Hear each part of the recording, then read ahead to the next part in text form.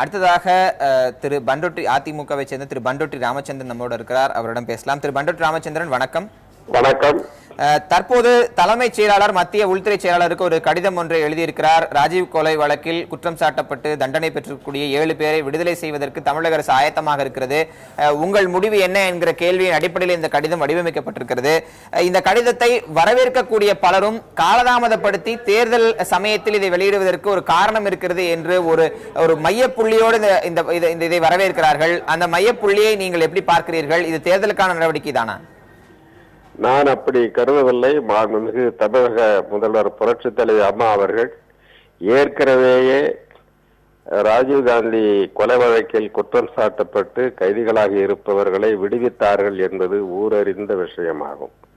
ஆகையினாலே இதில் உள்நோக்கம் எதுவும் இல்லை.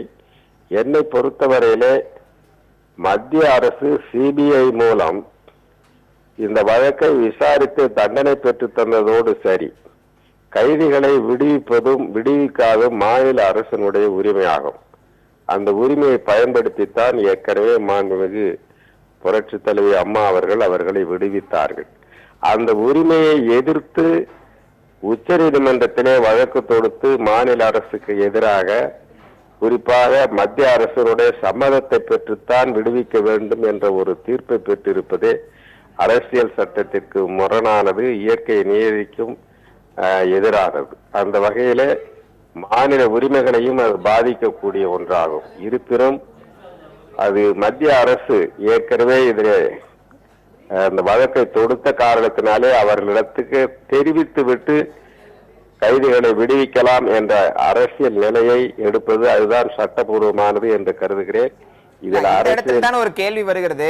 குற்றவியல் நடைமுறை சட்டம் 435 படி வழங்கியிருக்கக்கூடிய புதிய மாற்றங்களுக்கு இசைவு தெரிவித்து அதற்குட்பட்டு விளக்கங்களை அளிக்கக்கூடிய மாநில அரசு ஏற்கனவே அரசியலமைப்பு சட்டம் 161 இருக்கக்கூடிய தனக்கான அதிகாரத்தை பயன்படுத்தி இவர்களை விடுதலை செய்திருக்கலாம். அதை ஏன் செய்யவில்லைங்கிற கேள்வி அரசு நோக்கி வைக்கிறாங்களே.